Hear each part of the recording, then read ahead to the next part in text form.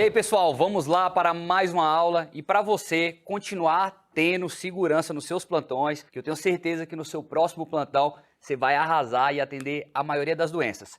Eu quero falar para vocês hoje das doenças mais frequentes na pediatria. Você pode ter certeza que no teu próximo plantão você vai atender aí com tranquilidade esses pacientes. Isso aqui é a maioria dos pacientes que chega na sua emergência. Lógico, você tem que saber muito mais coisa. Mas hoje eu vou te entregar um conteúdo maravilhoso que vai explodir seu cérebro. Vamos lá? Então, as doenças mais frequentes na pediatria. Eu quero que você entenda, para começo de conversa, que você tem que entender o resfriado. Todas essas doenças aqui, ó, otite média aguda, sinusite, pneumonia, bronquiolite viral aguda e asma. Se você entender o resfriado, você vai começar a entender todas as outras, porque todas vêm a partir do resfriado. Então, se a criança teve um resfriado prévio, provavelmente ela pode evoluir para alguma dessas outras doenças. E o que é esse negócio de resfriado? As pessoas às vezes confundem, eles falam gripe e resfriado, mas a gente tem que entender que uma coisa é totalmente diferente da outra, tá? Aqui eu vou me ater principalmente ao resfriado. Resfriado é aquela doença que a criança fica com o nariz escorrendo, espirrando. O que acontece? Ela vai para a creche, ela tá lá toda saudável, vai para a creche, aí encontra outra criança doentinha, que está espirrando, que está tossindo, que está tendo febre, e ela entra em contato com aquela outra criança, através daquele espirro, daquela gotícula. Menina é tudo atentado, vocês sabem, eles trocam copo na creche, troca chupeta, quando você vê o menino de um tá com a chupeta do outro, vira aquela confusão. Então, a partir desse momento que ele coloca aquele vírus nele, aquele vírus começa a atacar a mucosa do nariz. Então, ele dá uma porrada na mucosa do nariz e começa a machucar essa mucosa do nariz. Tudo no corpo é assim, quando você leva uma pancada, o corpo reage de alguma forma. Quando você leva uma pancada na sua coxa, a coxa não edemacia, não incha, é a mesma coisa aqui na mucosa nasal. O vírus entra, dá uma porrada, machuca e começa a ficar tudo edemaciado. Aí começa aquele processo inflamatório que vocês já sabem. E a criança começa a ter tosse, coriza, que é escorrer o nariz, começa a ter febre, um pouquinho de dor de cabeça, dor no corpo. Então esse é o resfriado. O resfriado dura quanto tempo? A criança vai ter ali febre 1, 2, 3 dias no máximo e vai começar com esses outros sintomas. Mas ela começa a melhorar. A partir do quarto, quinto, sexto dia da doença, ela vai melhorando, melhorando, come bem, brinca, não está prostrada, então a criança fica bem. Essa tosse aqui do resfriado pode durar mais ou menos uns 10 dias. Depois acaba tudo e vida que segue. A criança fica normal. Então, como a gente acabou de entender o resfriado, a gente vai entender por que gera a otite média aguda. O que acontece? A gente entende que gerou um edema, gerou uma inflamação da mucosa nasal, certo? O ouvido tem uma ligação, como vocês podem ver na imagem aí, ó. O ouvido, ele tem uma ligação com o nariz. Essa ligação chama tuba de Eustáquio, ou tuba auditiva. Então você precisa dessa comunicação para o ouvido, digamos, respirar. Então o ouvido fica respirando. Quando você tem essa inflamação gerada pelo resfriado, você tem o edema dessa mucosa, então você entope esse canalzinho. Se você entupiu esse canal, fica líquido lá dentro do ouvido. A gente já sabe que o líquido, quando ele fica parado em algum lugar do corpo, uma bactéria pode aproveitar e gerar uma infecção. É mais ou menos isso que acontece na infecção de urina. Quando você prende muito xixi, vem uma bactéria danadinha, aproveita e gera uma infecção. No ouvido é mais ou menos a mesma coisa. Gerou catarro no ouvido, ficou catarro no ouvido, o catarro não sai, então a bactéria aproveita, vai lá e infecciona esse ouvido. E aí gera a otite média aguda. Qual o sintoma da otite média aguda? Essa criança teve um resfriado prévio, tá com tosse, coriza, obstrução nasal, e aí de repente ela começa com a otalgia, que é a dor de ouvido. Então ela pode começar com a dor de ouvido. Os bebezinhos, eles não vão te falar que eles estão com dor de ouvido, mas eles vão ficar irritados, não vão conseguir mamar. Por que eles não vão conseguir mamar? Porque quando o bebezinho mama, ele faz esse movimento com a mandíbula e dói o ouvido. Então, você já sabe diagnosticar esse bebê quando ele está com otite. Então você vai lá, observa a membrana timpânica dele através da otoscopia e vai ver aquela membrana timpânica vermelha, abaulada, com secreção, com efusão que a gente faz. Então, você já sabe que a partir de um resfriado surgiu a otite. E como você vai tratar essa otite? Geralmente, abaixo de 2 anos, você sempre vai entrar com antibiótico. Acima de 2 anos, você pode ver se você vai entrar ou não com antibiótico. Agora, se a criança estiver muito prostrada, febre acima de 39 graus, vomitando, você vai entrar com antibiótico. E qual é o antibiótico de escolha para otite média aguda?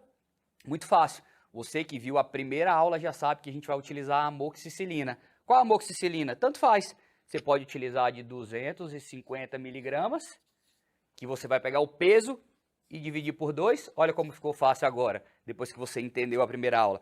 Se o paciente tem 10 quilos, 10 dividido por 2, 5. 5 ml de 12 em 12 horas, de 7 a 10 dias. Se você quiser usar a amoxicilina de 400 miligramas, como você vai fazer? Peso dividido por 3. Paciente de 10 quilos, você arredonda, né? 3,5 ml de 12 em 12 horas. Então pronto, através de um resfriado, veio um otite e você já sabe tratar. E agora, o que é essa danadinha da sinusite? Sinusite é o seguinte, veio o resfriado, inflamou toda a mucosa do nariz. Mas a gente tem que entender, como na imagem que você está vendo, que a gente tem buraco aqui nos ossos. A gente tem buraquinhos aqui. E para que servem esses buracos que a gente tem na face? Para que a gente nasceu com isso? Esses buracos, o que acontece? Quando você respira, o ar passa ali dentro e ele é filtrado, ele é aquecido, ele é umedecido, umidificado para chegar dentro do seu pulmão bem. O pulmão, ele é meio nojento, entendeu? O pulmão ele não gosta de ar assim, direto do ambiente. Ele passa através dessas cavidades aqui, que a gente chama de seios paranasais, para ficar melhor para chegar no pulmão. Então, quando a gente tem um resfriado, quando a gente tem esse edema de mucosa, quando a gente tem esses líquidos aqui na face, isso também fica cheio de líquido entope. Por quê? Porque o buraquinho que esse líquido sai é muito pequenininho. A gente chama isso de ósteo, o buraco. Em medicina a gente chama de ósteo. Então, ele fica entupido e essa secreção fica parada nos seios paranasais. E aí o que acontece? Como eu já te falei, tudo no corpo que é para ficar onde não está, vem uma bactéria danadinha, aproveita e infecciona. E é isso que acontece na sinusite. Depois de um resfriado, veio, ficou cheio de catarro e infeccionou.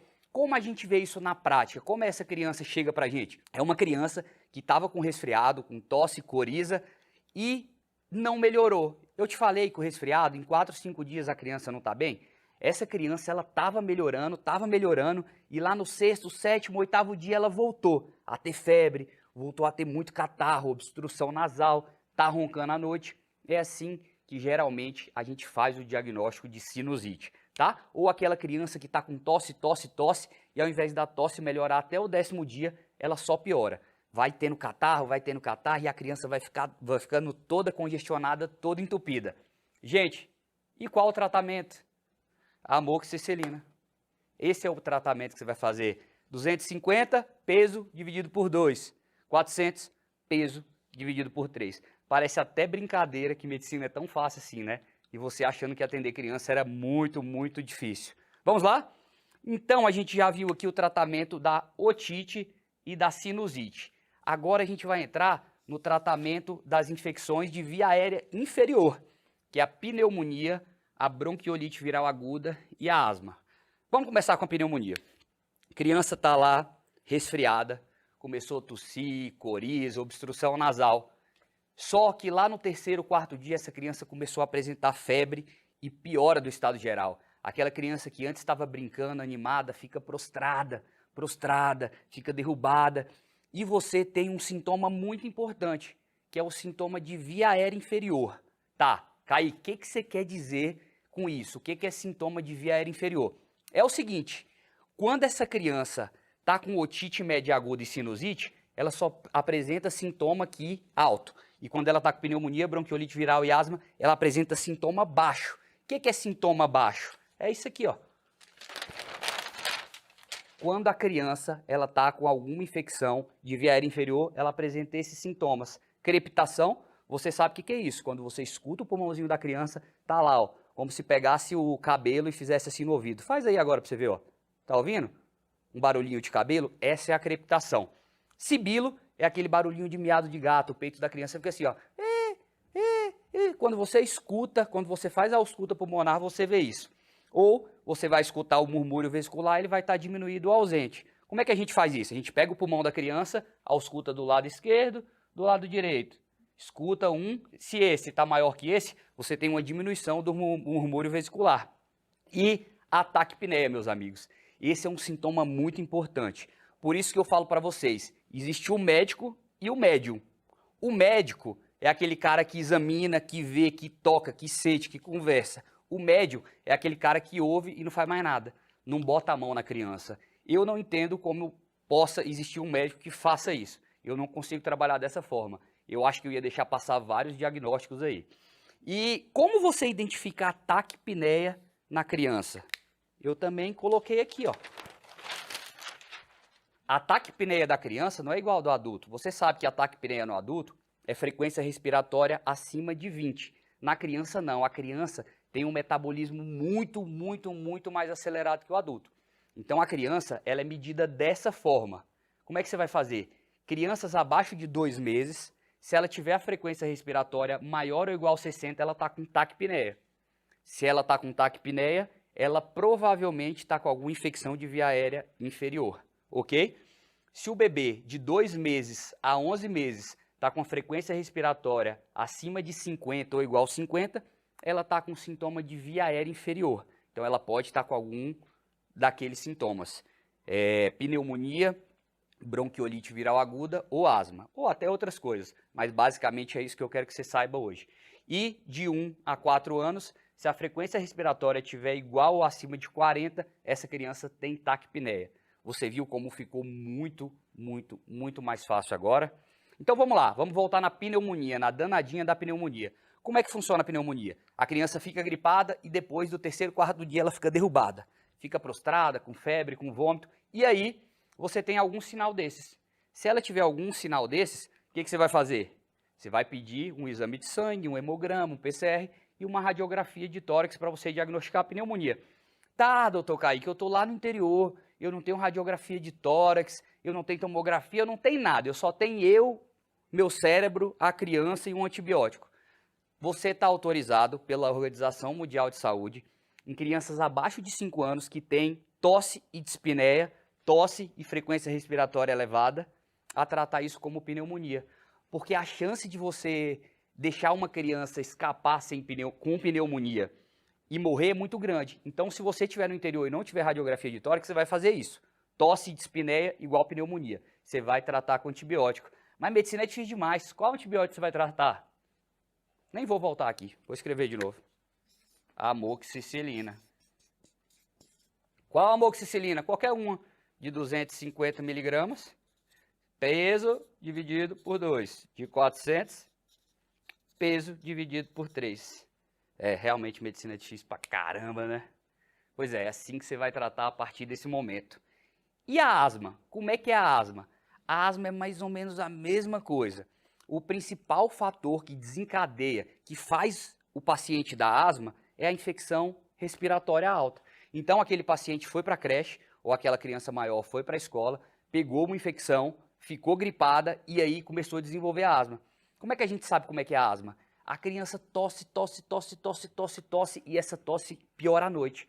É aquela mãe que chega no teu consultório e fala assim, cara, essa criança não para de tossir à noite, ela acorda tossindo e não para mais. Aí você, opa, pode ser uma asma, vamos ver. Aí você vai examinar ela está sibilando bastante.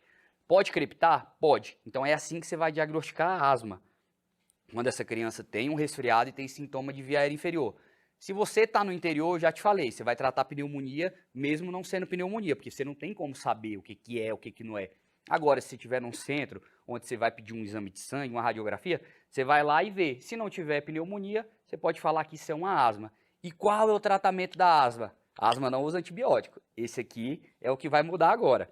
A asma você passa um anti-inflamatório, que é o Predzin, que é a prednisolona, e o broncodilatador, que é o salbutamol. Como é que faz isso? Ah, tem muito nome, é muita decoreba. Não, presta atenção. O Predzin você vai fazer assim, ó. Predzin, que é a prednisolona. A apresentação dela são 3 miligramas por ml. Você vai o quê? Peso dividido por 3. Tá bom. Viu? Paciente de 9 quilos, 3 ml uma vez ao dia por 5 dias. Paciente de 15 quilos, 5 ml uma vez ao dia por 5 dias. É só isso. Só isso, não precisa saber mais nada. E o broncodilatador é o Aerolin, que é o salbutamol. Como é que é o salbutamol? É aquele spray que você faz na criança. Vai aparecer uma imagem aqui agora desse spray para você saber como é que é. Na criança, a gente sempre faz o salbutamol com o espaçador, que é isso que está aparecendo na sua tela aqui, para chegar no pulmão da criança. E como é que você faz? É muito simples. A cada 2 quilos, você faz um jato. O que eu quero dizer com isso? O paciente tem 10 quilos. 10 dividido por 2, 5 jatos. Você vai fazer 5 jatos de 4 em 4 horas por 5 dias. É assim que você vai fazer o tratamento da asma. Viu, pessoal? Como todas aquelas doenças, todas essas doenças, o resfriado que causa todas elas, então você sabendo bem o resfriado, você vai conseguir entender um pouco dessas outras doenças. E agora vamos para a bronquiolite viral aguda. O que é essa danadinha dessa bronquiolite viral aguda? Ela é uma infecção que começa também com um resfriado. Ela acontece em bebezinhos abaixo de 2 anos de vida, tá? Acima de 2 anos a gente não pode considerar que isso é uma bronquiolite. Então bebês com 2 anos de vida para baixo, eles pegam um resfriado e esse vírus danadinho, que é o vírus sincicial respiratório principalmente, pode acontecer com outros vírus? Pode, mas o principal é esse. Ele vai lá para a via aérea inferior, ele vai lá para os bronquíolos, que vai aparecer a imagem agora aqui para você ver esses bronquíolos, e ele enche esse bronquíolo de catarro. Imagina só, o ar está querendo passar dentro desse bronquíolo, só que está entupido, tem muita secreção. Então fica difícil esse ar passar. Então dá esses sintomas de sibilo, crepitação, desconforto para respirar. É assim que você vai fazer o diagnóstico de bronquiolite viral aguda no bebezinho. Como é que você vai tratar isso? O bebezinho, ele tem muita secreção. Então, você tem que limpar essa secreção. Você tem que jogar soro no nariz dessa criança. Você pode fazer o broncodilatador para tentar também. Às vezes vai funcionar, às vezes não vai funcionar. Mas você está autorizado a fazer um teste com broncodilatador. Você faz o aerolinho. Essa criança melhorou, ela diminuiu o sibilo, ela diminuiu o desconforto respiratório, você pode passar para casa. Se ela não diminuiu o desconforto respiratório, não adianta. Aí é só limpeza nasal e esperar o tempo passar. Lógico, você vai pedir para a criança retornar para o seu pronto-socorro para avaliar. Se ela estiver ficando mais cansada, você vai precisar internar, entrar com fisioterapia e outras condutas hospitalares. Certo, gente? Vocês viram? Se vocês souberem isso que eu acabei de falar para vocês bem, se vocês estudarem bem isso aqui, e só com essa aula dá para vocês pegarem muita coisa bacana, vocês já vão atender aí provavelmente 40% dos pacientes que vão chegar na sua emergência.